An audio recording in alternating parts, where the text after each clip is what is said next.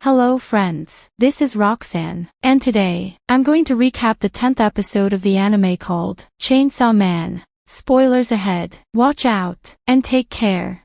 Aki wakes up in a hospital bed and sees Denji and Power sitting next to him and reading manga.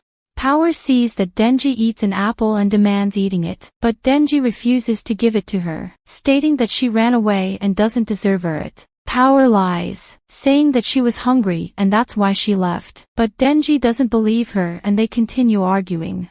Aki asks them who else survived from the Division 4, and Denji reveals that Kobeni survived and the guy with glasses, but he quit. Denji explains that Makima called for him and Power, and they will be splitting up with Aki. Before leaving, Denji takes the basket with apples, but decides to leave one for Aki. After that, Aki takes his sword and asks Cursed Devil how many years he has left, and Cursed Devil tells him that he has 2 years left. Aki takes a cigarette and as he uses the lighter, he remembers Himino and starts crying. Denji had forgotten his manga and returns to get it, but finds Aki crying. He understands why, as he lost many friends including Himino. Remembering Himino, Denji wonders why he doesn't cry for her. He was sad when Pochita died. Himino was the first to offer being friends with him, but he doesn't feel sad for her. Denji wonders if he will cry if Power died, but guesses no, neither for her or for Aki. He then thinks of Makima, but guesses if she dies, he will feel down for few days, but then continue with his happy life.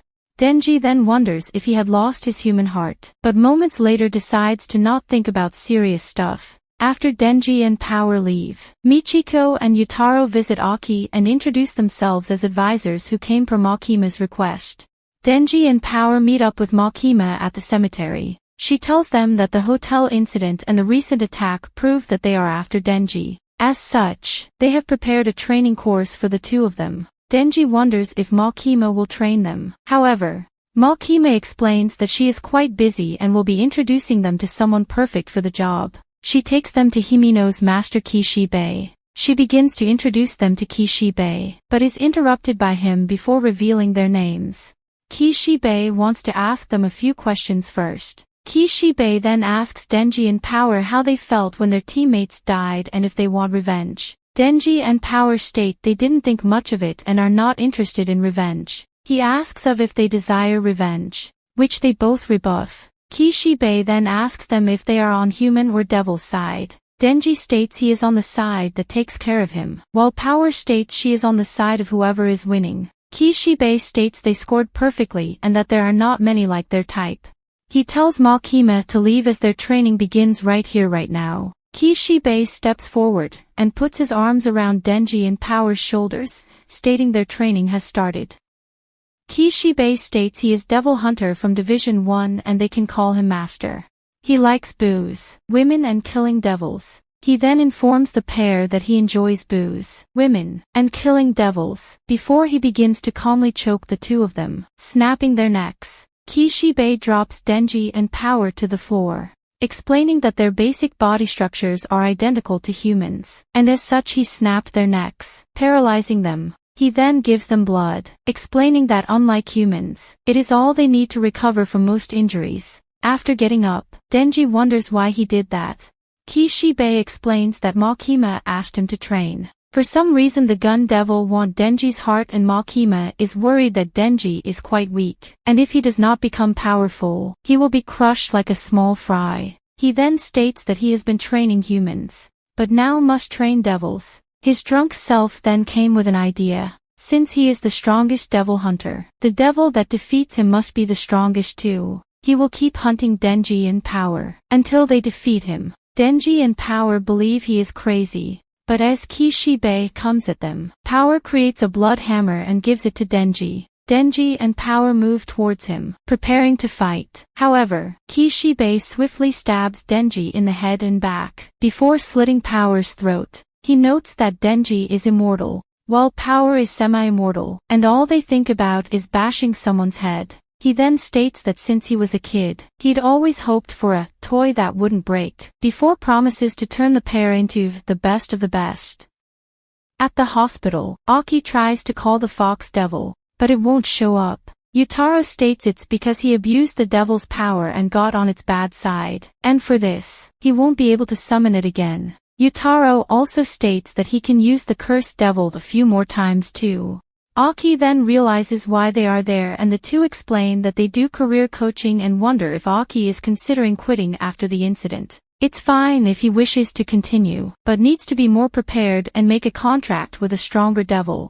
Aki states that the one who killed his family and the one who killed his friends is still alive, so he can't quit. The two then leave, stating that they will be back tomorrow with some paperwork. A woman then enters, surprising Aki.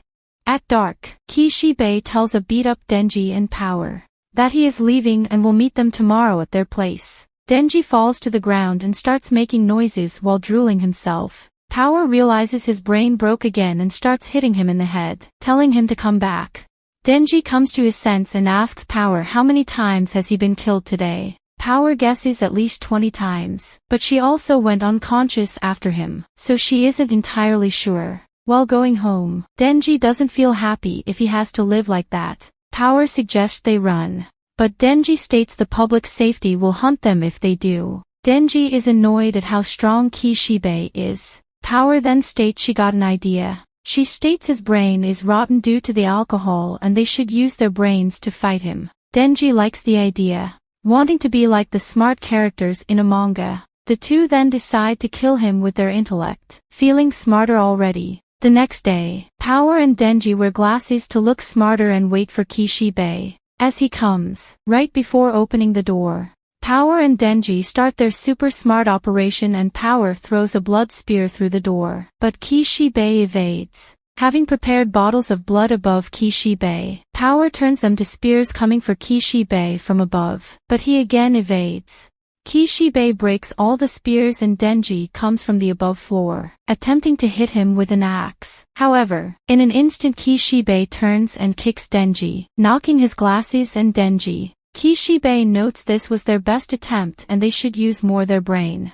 They failed for two reasons. Power used too much blood and made herself anemic. And 2. Denji failed to predict Kishibe's attack. Kishibe then congratulates them for the try and adds that they are done for today. Denji tells Power about it and she feels lucky.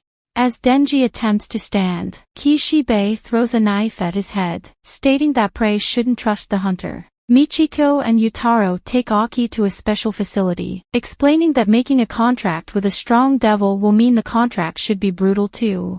They walk through some cells, and Yutaro explains that this is where public safety locks up devils they capture. Yutaro then recalls seeing the girl that entered Aki's room after them and wonders if he is his girlfriend. Aki explains it's his teammate's sister. Yutaro wonders if she hit Aki. Aki denies it and explains she gave him letters, which her sister had sent him and she believes Aki should read them too. Reading them, Aki sees that Himino wondered on how to make Aki quit. They take him to cell 108. Noting that they want Aki to make contract with the devil inside, the future devil, he reveals that two people have contract with him. One gave half of their lifespan, while the other gave it their eyes, senses of taste and smell. Aki then enters the cell and faces the future devil.